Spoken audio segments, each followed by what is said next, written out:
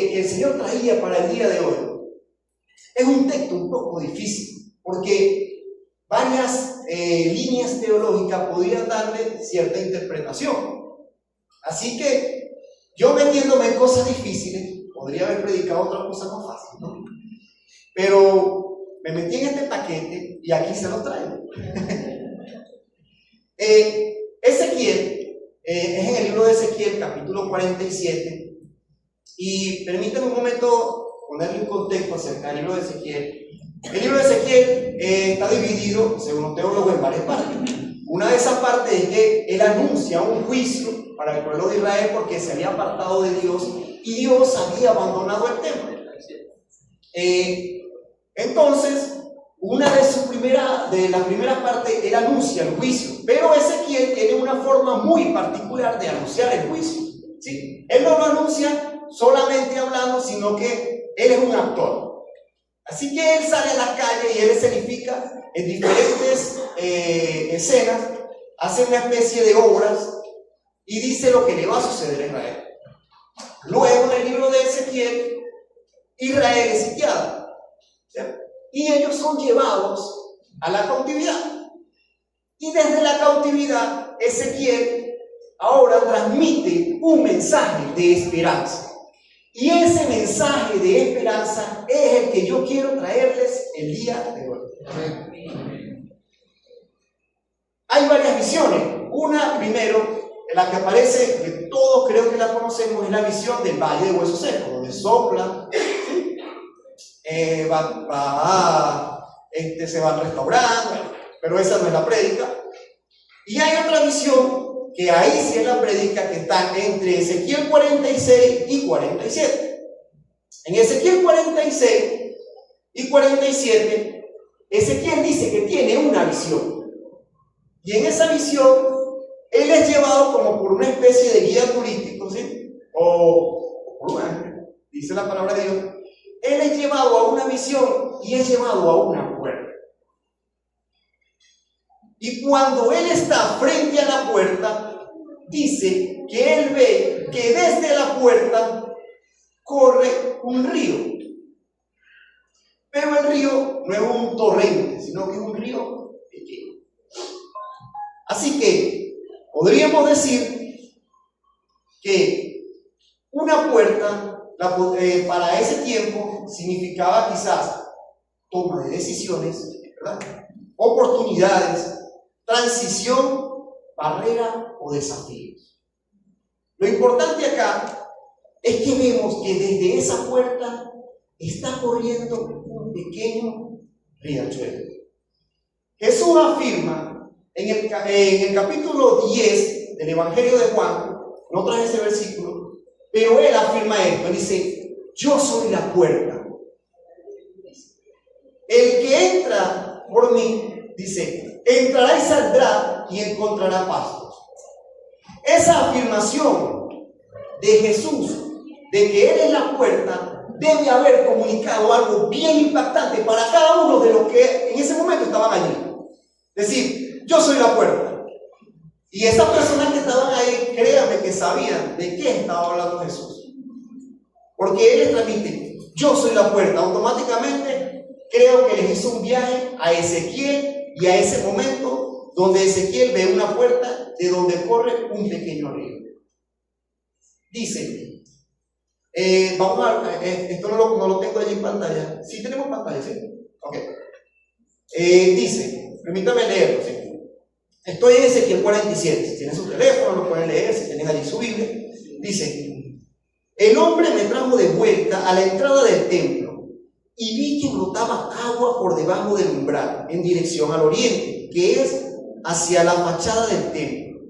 El agua corría por la parte baja del lado derecho del templo al sur del altar.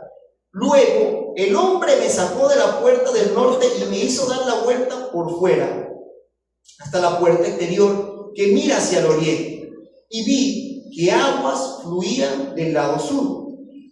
El hombre salió hacia el oriente con una cuerda en la mano, dice, midió 500 metros y me hizo cruzar el agua, la cual me llegaba a los tobillos. perdón, luego midió otros 500 metros y me hizo cruzar el agua que ahora me daba a las rodillas. Midió otros 500 metros y me hizo correr el agua que esta vez me llegaba a la cintura. Luego midió otros 500 metros, pero la corriente se había convertido ya en un río que ya no podía cruzar. Había crecido tanto que solo se podía cruzar a nado. Entonces me preguntó: ¿qué has visto, hijo de hombre? Enseguida me hizo volver a la orilla del río y al llegar vi que en sus márgenes había muchos árboles. Allí me dijo: estas aguas que fluyen hacia la región oriental descienden hasta el Arabá y van a dar al mar muerto. Cuando desembocan en ese mar, las aguas se vuelven dulces. Por donde corre este río, me gustaría que presten especial atención acá. Creo que, aquí sí lo tenemos acá. Dice: por donde corre este río, todo ser viviente que en él se mueva vivirá. Habrá peces en abundancia, porque el agua de este río transformará el agua salada en agua dulce, y todo lo que se mueva en sus aguas vivirá. Junto al río se detendrán los pescadores desde En-Gadi hasta el Eglayí, porque allí habrá lugar para secar sus redes. Los peces allí serán tan variados y numerosos como en el mar Mediterráneo, pero sus pantanos y marismas no tendrán agua dulce, sino que quedarán como salinas. Junto a las orillas del río crecerá toda clase de árboles frutales. Sus hojas no se marchitarán y siempre tendrán fruto. Cada mes darán frutos nuevos, porque el agua que los riega sale del templo. Sus frutos servirán de alimento y sus hojas serán medicinales. ¡Wow! Me casé. ¿Qué les parece? Bellísimo, ¿no?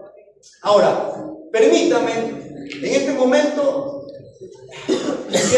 podría sacar hasta que es el Arabá, pero es que vamos a amanecer acá, aunque muchos me dijeron que predico corto y quieren que yo me extienda más predicando. Gloria a Dios. Gloria a Dios por eso. Al revés, hoy al revés. ¿Quién nos entienda? Como no tengo reloj, eso va a ser la culpa hoy. ¿Ok? No tengo ya. Ok, gracias. Ok, lo primero que llama la atención es que las aguas fluyen desde el santuario. Dice que aquí las aguas salían de debajo del umbral de la casa hacia el oriente. Estas aguas provienen del templo y simbolizan la presencia de Dios como fuente de toda vida y bendición. Todo lo bueno y transformador fluye de él. Debemos tener, yo recuerdo algo que me pasó hace poco. Yo iba en el carro y me consigo una tía de una amiga, y me la consigo, cerca de la calle, y yo dije, me voy a parar para ofrecerle la puerta. Y le digo, ¿para dónde va? Voy para mi casa, pero es tarde, le digo yo. Y en ese momento le digo, monte, si yo la llevo. Y la voy llevando, y cuando la voy llevando, ella me cuenta que se ha convertido al Señor. Me dice. Y me llama mucho la atención porque, yo no sabía, y me dice, pero qué bueno que te conseguí a ti, porque tengo muchas preguntas. Y yo dije, bueno, qué bueno que me consiguió a mí, aunque no tengo todas las respuestas, dije yo, pero bueno, vamos a tratar de contestarle las preguntas. Y me empezó a hacer preguntas en el camino, y yo le dije, pero ¿quién fue que le habló a usted de Dios y eso? La que le habló de Dios fue una amiga, y ella era tía de mi amiga, y eso fue hace tiempo, había pasado aproximadamente como 5 años, y después de 2 meses me invitan a la casa de mi amiga donde su papá, sus hermanos, su tía, toda su familia se había convertido. Y yo dije, wow, es que la obra de Dios comienza con una pequeña decisión, comienza acercándonos a la puerta, un pequeño río que fluye y se convierte en un torrente. Así es como comienza la obra transformadora de Dios en cada una de las vidas de nosotros y aquellas personas que nos rodean. Y este mensaje, yo quería invitarlos a reflexionar sobre ¿Qué está siendo la fuente de su vida espiritual el día de hoy? ¿Sí? TikTok, las noticias. ¿Qué está haciendo esa fuente de vida espiritual? Si nos estamos conectando todos los días a Dios, ¿sí? O solamente damos sordos. Pero no me quiero adelantar, chaval. Estoy que me voy corriendo, pero me estoy aguantando. Así que debemos tener claro que es desde la puerta, desde el templo, desde esa presencia de Dios, donde el río fluye. Y debemos acercarnos para ver cómo ese río fluye. ¿Sí? Amén. Otro de los puntos es que vemos acá que sale el hombre y el hombre mide 500. ¿Sí? Y el agua, ¿cómo? 500 metros, ok. Mide 500 metros, eso como que era Morrocoy, que uno mide, no puede llegar hasta 1000 metros y el agua le llega a uno aquí a la rodilla. Así que este río dice que midió 500 metros primero. Y el agua, si permite por acá, le llegaba a los tobillos. Quienes han ido a un río saben que un agua que llega a los tobillos, dará será para beber o recolectar en envase. ¿Sí? El otro paso que le dice, toma 500 metros y el agua le llega a la cintura, a la rodilla, perdón. Gracias. Sigue otros 500 más y ahí sí el agua le llega a la cintura. Y después el río era tan grande que se tenía que cruzar nado. Y eso tiene que ver con esta obra restauradora de Dios y es progresiva. Ahora, es aquí donde Dios me habló a mi vida y me dijo, una cosa es acercarse al río solamente para beber, otra para bañarse y otra para nadar.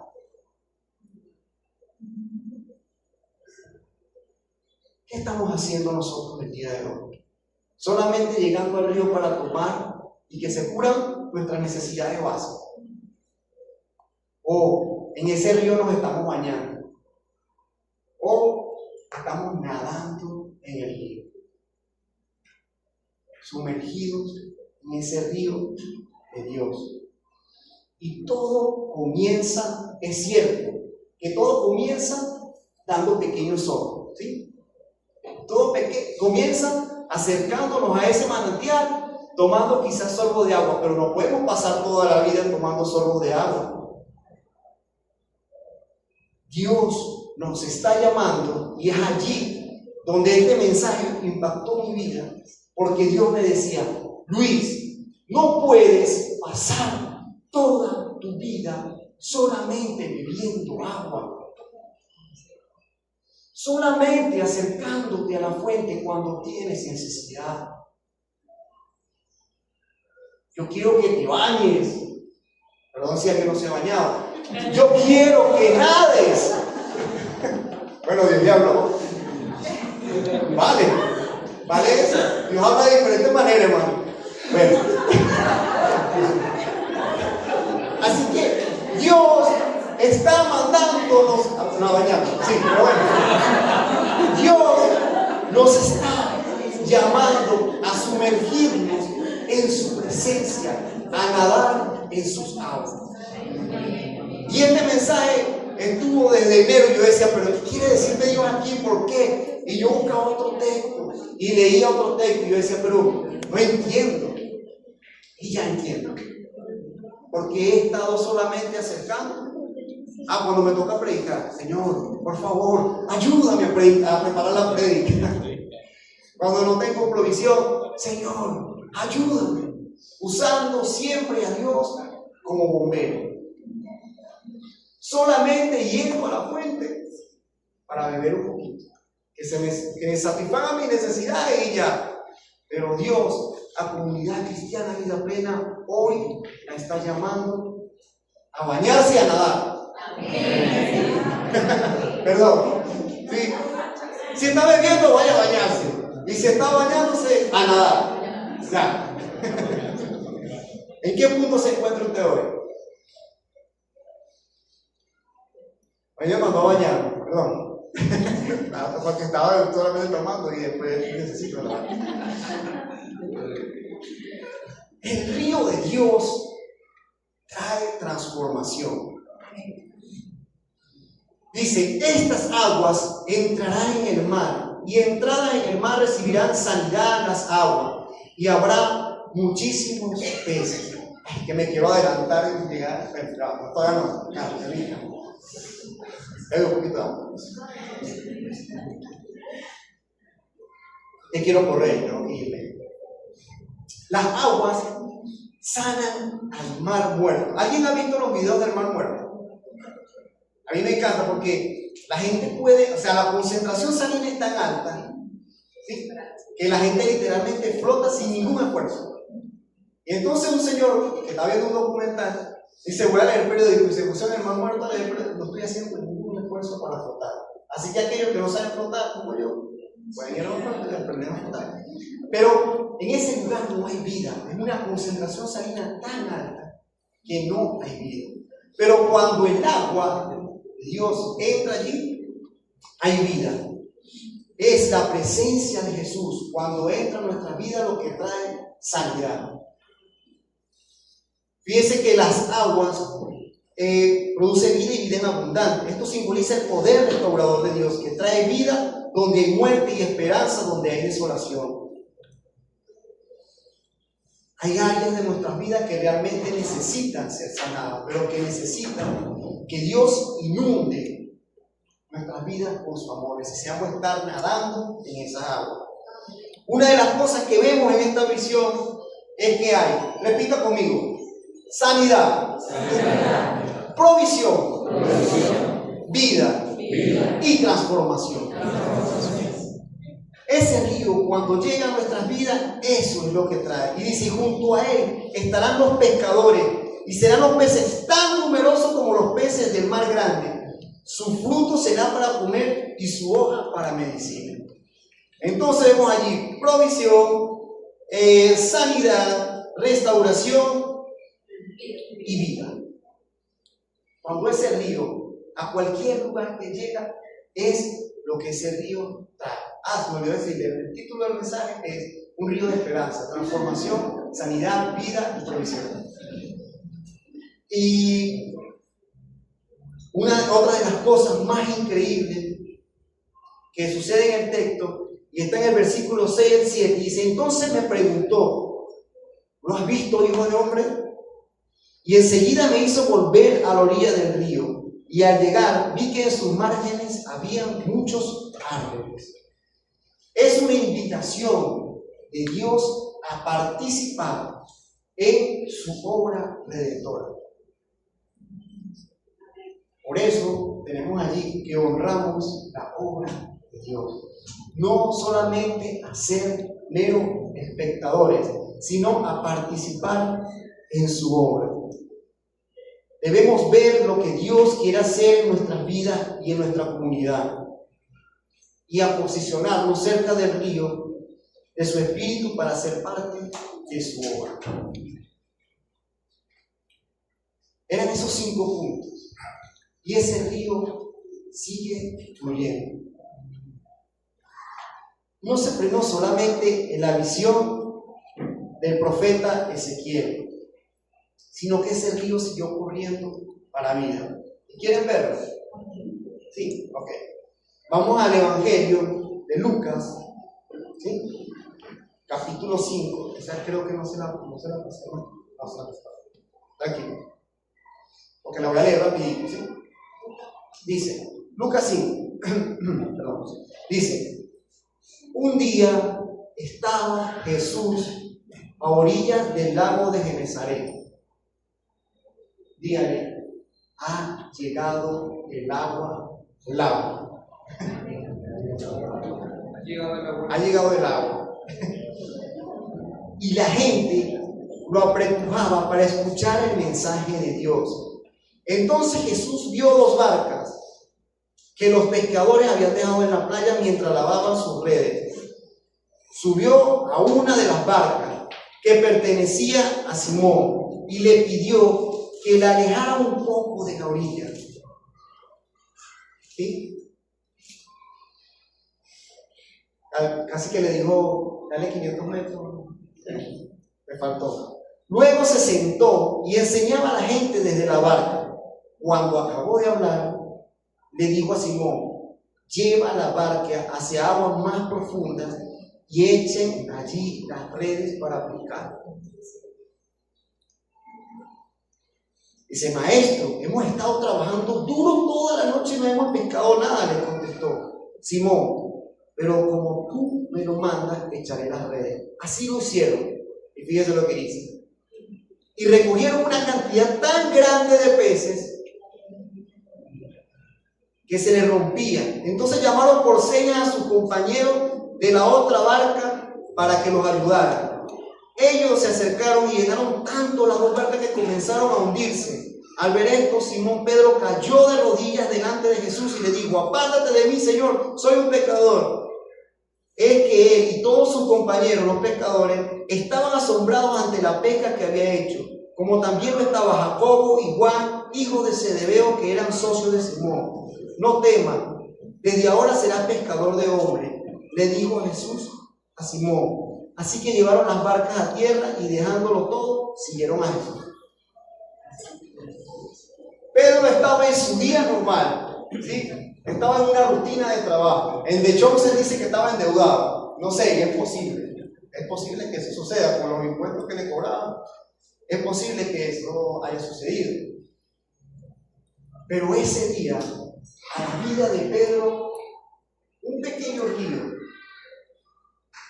como dice la palabra, el vástago de Isaí, dice, brotó.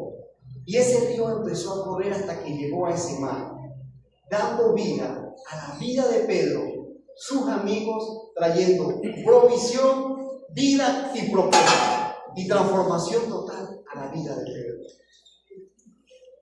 ¿Sí lo vieron?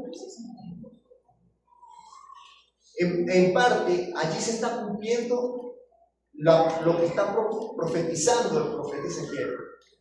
Y fíjense que no solamente la obra termina allí, esa obra sigue el día de hoy. Y Dios nos está invitando a participar en esa obra. Yo leí este libro hace tiempo y lo traje para acá porque son los libros que yo tengo aquí en mi casa. Y hay una historia que me pareció fascinante.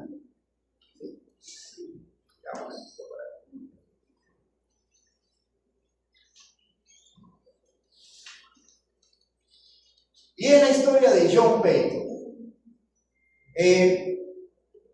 Permítame se la leo, ¿sí? Okay.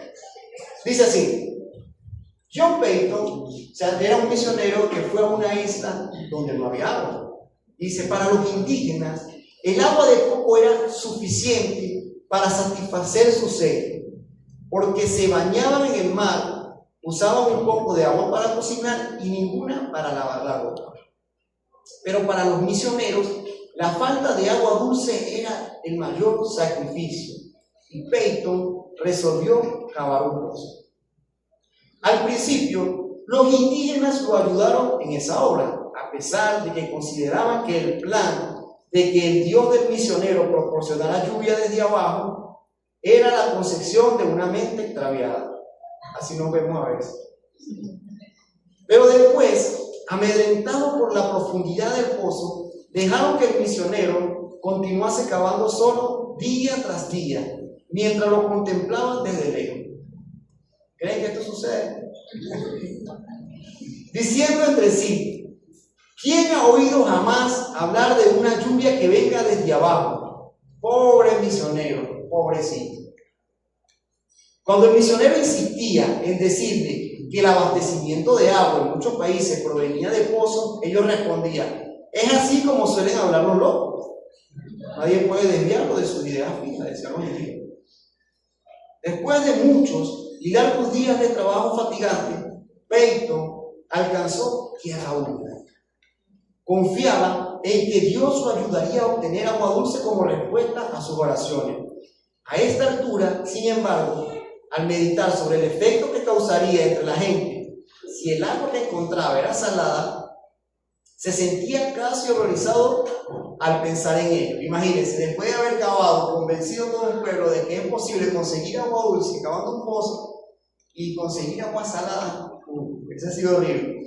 Dice Pedro que me sentí, escribió él, tan conmovido que quedé bañado en sudor y me temblaba todo el cuerpo cuando el agua comenzó a brotar desde abajo y empezó a llenar el pozo. Tomé un poco de agua en la mano y la llevé a la boca para probarla. Era agua potable, era agua viva del pozo que él bautizó como el pozo de Jehová. Los jefes indígenas, acompañados de todos sus hombres, asistieron a este acontecimiento. Era una repetición en pequeña escala de la escena de los israelitas que rodeaban a Moisés cuando éste hizo brotar agua de la roca. Después de pasar algún tiempo alabando a Dios, el misionero se sintió más tranquilo y bajó nuevamente al pozo. Llenó un jarro con agua de lluvia que Jehová, Dios, le daba mediante el pozo. Le llamaron así, la lluvia de Jehová. Me perdí un momento. Ok, repetición. La lluvia que le daba. Y se lo entregó al jefe. Este sacudió el jarro para ver si realmente había agua en él. Entonces tomó un poco de agua en la mano y, no satisfecho aún, llevó a la boca un poco más. Después de poner los ojos en blanco de alegría, la bebió y rompió en grito. ¡Lluvia! ¡Lluvia! Sí, es verdad, es lluvia. ¿Pero cómo la conseguiste? Peyton responde: fue Jehová, mi Dios, quien la dio de su tierra, en respuesta a nuestra labor y nuestras oraciones. Mirad y ve por nosotros mismos cómo brota el agua de la tierra. Esta cosa más impresionante. Pero bueno, vamos a terminar aquí. Dice: después que todos hubieron mirado, uno por uno, el jefe se dirigió a Pedro, diciéndole: misionero, la obra de tu Dios Jehová es admirable y maravillosa. Ninguno de los dioses de Anigua jamás nos bendijo tan maravillosamente. Pero, misionero, ¿continuará él dándonos siempre esa lluvia en esa forma? Le preguntaron. A lo que Pedro respondió: para gozo inefable de todo, que esa bendición era permanente y para todos los aniguayanos. Es lo que hace acercarnos a Dios solo con un pequeño, como un grano de mostaza, un pequeño grano de mostaza de fe.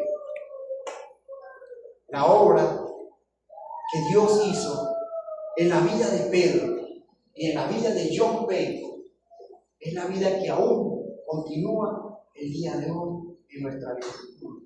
Porque es un río que, es verdad, empezó pequeño, pero ya hoy es un torrente. Y Dios nos está invitando a acercarnos a Él, a ese pequeño río que después se va a convertir en un torrente para que transforme vidas a nuestro alrededor. Amén. El río de Dios fluye desde su presencia para traer vida, sanidad y abundancia a todo lo que toca. ¿Estás dispuesto a entrar a su río y dejar que Él transforme tu vida? Apocalipsis dice: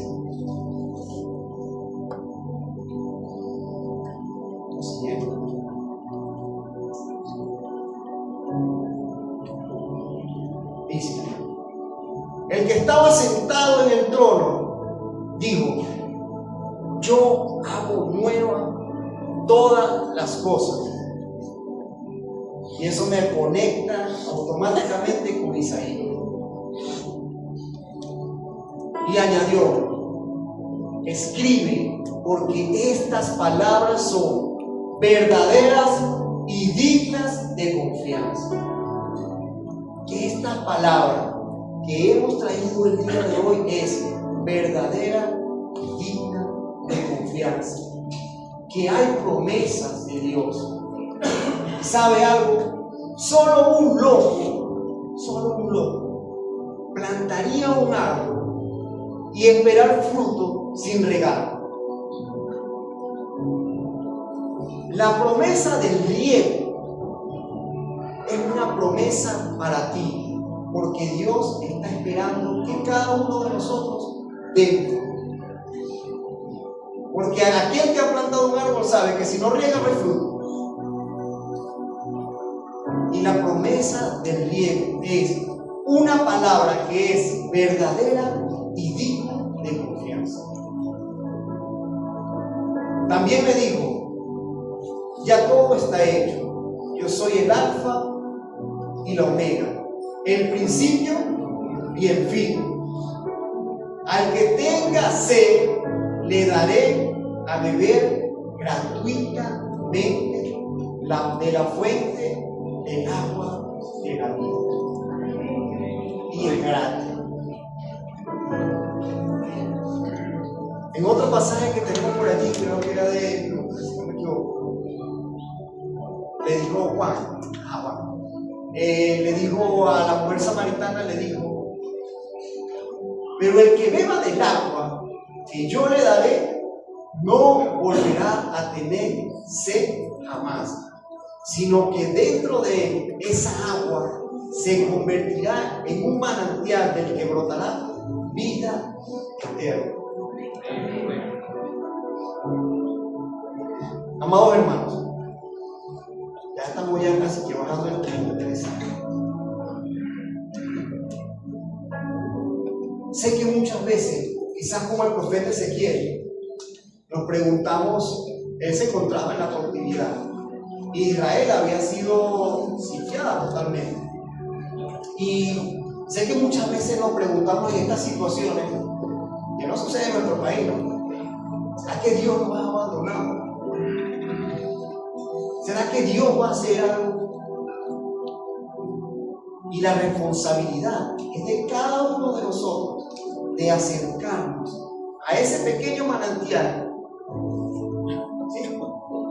Porque como Pedro, como John Payton, la obra sigue hasta el día de hoy para cada uno de nosotros.